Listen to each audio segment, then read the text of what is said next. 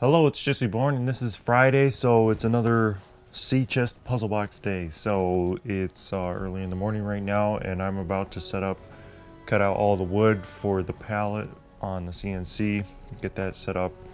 And Josh is over here making some changes to the program. So because we have all these changes that I talked about last time. So we'll get those done. We'll get another box cut out today, and then hopefully the changes we put in there work. So we'll see. Okay, let's get started.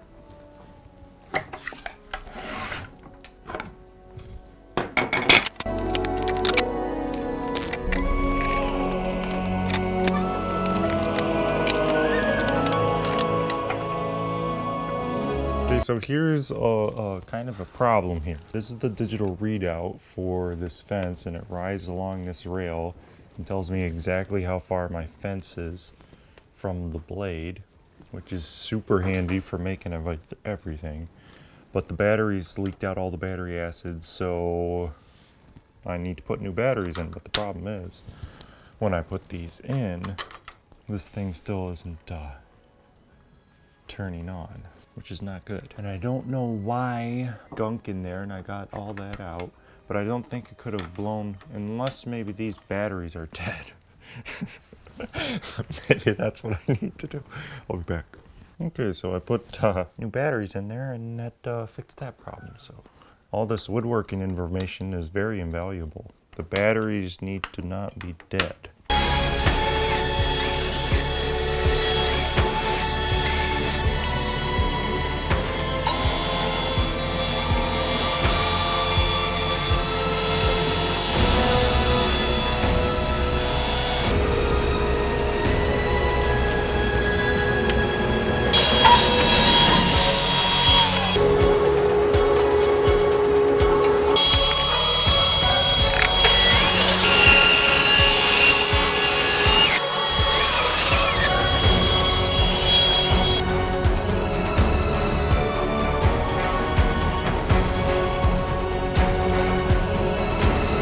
Okay, so right here is the stack of wood for the CNC for making one sea chest puzzle box.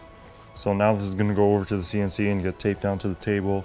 You need all of these made to the correct dimension because we stack them up on top of each other. Well, not on top of each other, but side by side. And you need to make sure that all the measurements are perfect for what you're making, so that your the Bacote parts don't end up in the mahogany, and the mahogany don't bleed over into the cherry, so on and so forth. So, all the tolerance needs to be right on for this to work. But the bigger reason is because I had to go and cut up boards and make, next time I do this, I'll have these already made to the right width and the right length. So I just have a bunch of these sitting here, and I'll put them in a safe place and mark it sea chest, along with this thing.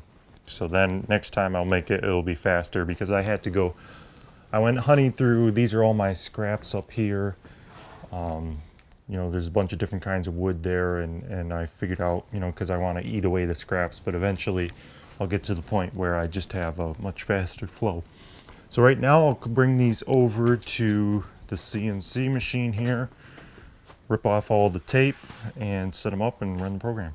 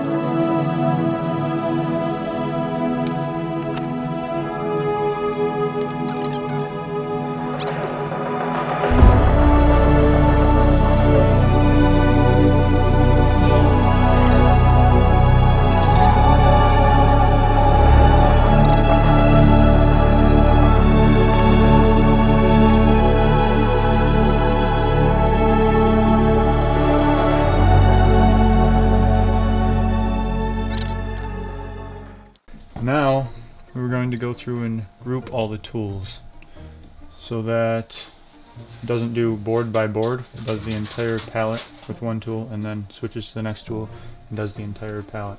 That's going to make things a lot faster. And Jesse is just about set over here, I think. He's getting set. By the way, for everybody watching Josh's vlog, my vlog's going to be a lot better. Much more. Just because he has a better camera, that's the only reason. This is going to be so much faster like this. Well, so much easier. The tool changes, get it down to 4 tool changes for the whole thing. As you can see, everything's all grouped up now. Pretty much ready. Just waiting on Jesse to get done and get ready, you know, as usual. So there it is, set up, double-sided tape. This stuff right here, which you can find on Amazon. It's a lot of places it was out of stock, but I got it on Amazon, and I think this is 5 inches wide. Double-sided tape rolls, so this stuff is down rock solid. And it's nice because it holds really small parts and it seems to hold them well. Obviously you have the Z, you know, off in the Z a little bit because your tape is adding about 5 thousandths or, you know, 4 thousandths or something to the underside of your part. But if you just watch it, it turns out okay. So this is all set. This is Wenge, Bacote, Cadillacs, Mahogany, Wenge, Cherry. So those are the main pieces. Of course, we used some holly and some bloodwood for the pirate treasure chest, but we don't have that in here because I make those parts by hand later, which I'm going to do while this thing's running. But anyways, looking good, all set up. Making sure it's a straight line across here. Just do that by hand, and then, well, by eye, I mean eyeballing it. Then making sure it's straight along here. I just using these 1, 2, 3 blocks because I know this is parallel to the machine. So all set. We're going to bring the machine over 0 point. Actually, let me home this thing.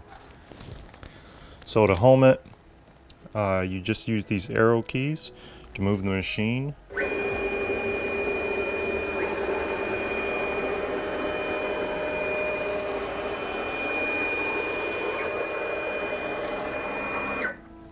So I'm going to bring it off of all 3 axes.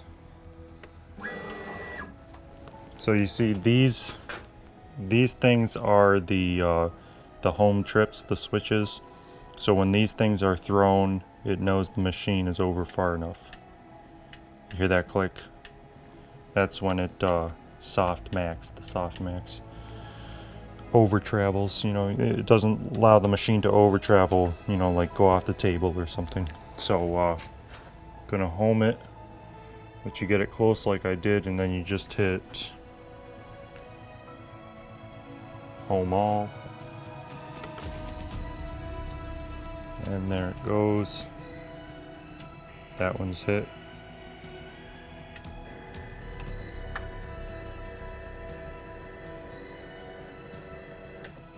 And this one has one on the other side too, because there's a motor here and a motor there.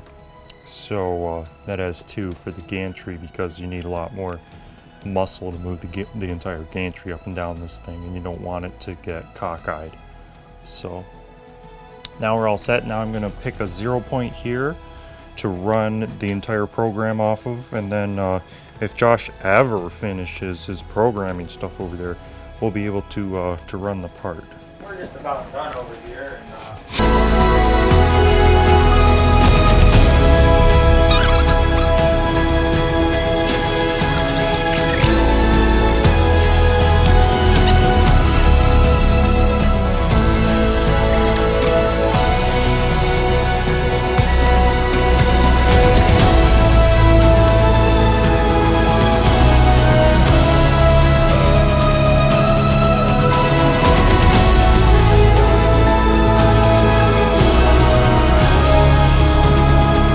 Well, I put in T6, which is this 1/4 inch end mill. This is from Amana Tool, and they have some decent end mills. I mean, pretty high priced, I guess, but yeah, it does cut pretty nice. So I got that set up, got it zeroed out. So what you need to make sure you do on this program is you need to make sure you have T6 in there when you zero it out, because it remembers the current, it doesn't know when you change the tool. So you have to remember that. But anyway, so yep, the computer's all set up. We got the origin point right in the corner here. The tool's in, everything's ready to go. But we're just waiting for Josh to finish this. Are you ready yet, Jesse? Oh, there you are. If any of you on there is really good with the CNC stuff and you're local, or I have some work that you might be able to get done, so you might want to keep that in mind. $5 an hour and a pizza every week or something like that. I mean, that's a good deal. That's way more than I get. Turning the rapids into, turning the high feed rates into rapids, are you or not? Well, I haven't done that yet, but Okay. it'll be soon. Okay, so Josh has got the program set up, and so it's all ready to go in this little computer. You see it running right here, and that's going to flash by the screen as soon as he clicks start. Put this camera up time lapse so you can kind of watch the whole thing, and hopefully that'll be interesting. And then I have to make some parts over on the table saw where this is running, so it's going to take an hour and 12 minutes is what the Fusion said, but we might be running this slightly slow, and there's going to be a few tools changes. So what do you think it's going to be? Probably more than an hour and a half. I'm sure more than an hour and a half. Really? Probably closer to 2 hours. Really? 2 hours? No, it's going to be an hour and a half on the dot. I can control the speed here, so.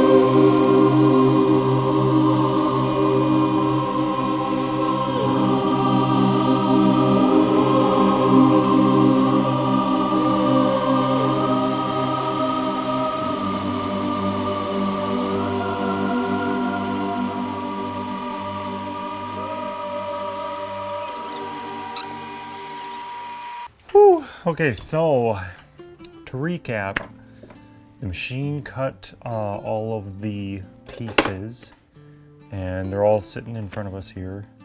So getting it together, there's still some kind of, because we put all of the tool paths into order by tool instead of by board, you know, we created some more problems for ourselves.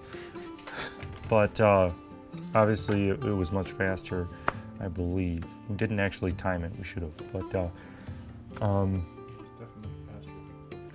A lot less chance of making a mistake with changing the tools 27 right, times. yeah.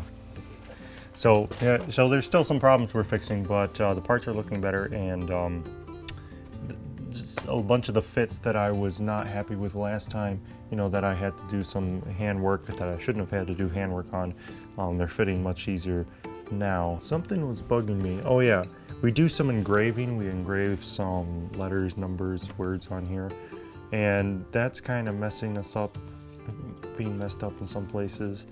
I'm not exactly sure why, You know, what's off kilter? Is the board tipping? Is the machine, you know, is the surface perfectly flat? Really should buzz it off again just to make sure it's nice and flat before I do the next pallet. Some of the, we cut some really small parts like I showed you last week. And these things, a few of them came out this time. So that's no good. That means we need to either leave a little bit of a, we need to not cut them down to full depth and just leave a thin tab for us to sand off later, or the tape is not sticking, maybe it's too warm, or it just wasn't pressed down enough, or there was sawdust on the board. So this time we tried making this, which is kind of cool, sit proud of the frame here, and that's a different look. I don't know, we'll see if that works.